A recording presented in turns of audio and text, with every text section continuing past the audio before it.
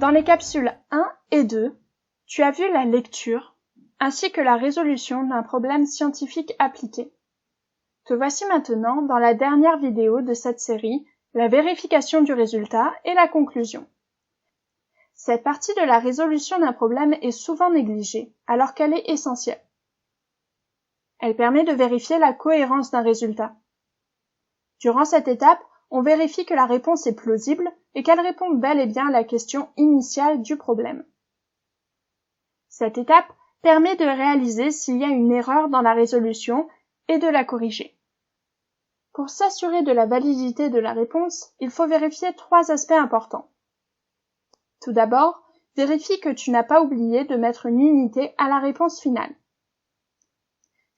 S'assurer d'avoir les unités à chacun des résultats et de les introduire dans chacune des équations est une habitude à prendre. Il est ainsi possible, en arrivant au dernier résultat, de s'assurer que rien n'a été oublié.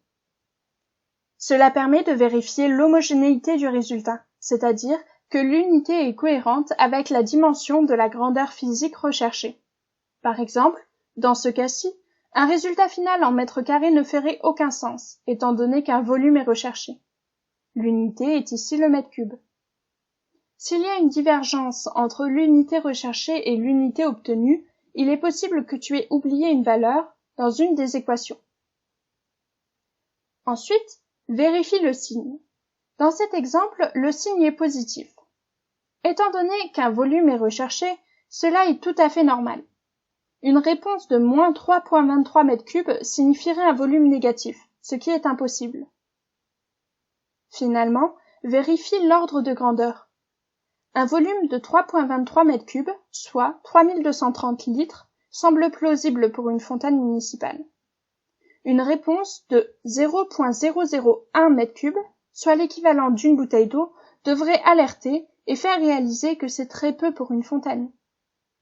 Ainsi, si une de ces 3 vérifications n'est pas respectée, relis ta résolution pour trouver l'erreur. En examen, si tu es certain que ta réponse ne fait pas de sens et que tu ne trouves pas ton erreur, ton dernier recours est d'expliquer ton raisonnement sur ta feuille pour montrer ta compréhension.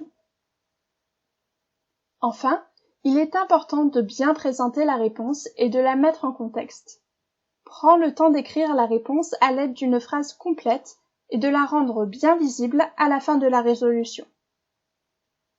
La réponse devrait comprendre ce que tu cherches et le résultat final que tu as trouvé. Dans ce cas-ci, une bonne formulation serait « Le volume minimum nécessaire pour le réservoir de la fontaine est de 3,23 m3 ». Ceci permet au correcteur de s'assurer que tu as compris la question et de ne pas confondre le résultat final avec le résultat d'une étape intermédiaire. Finalement, réfère-toi à la question de départ pour t'assurer que tu y as en effet bien répondu. Maintenant, tu connais une méthode de résolution de problèmes scientifiques appliqués complète. Tu peux aborder n'importe quel problème scientifique. Pour cela, il te suffit d'adapter la méthode au problème que tu veux résoudre. Te sens-tu prêt ?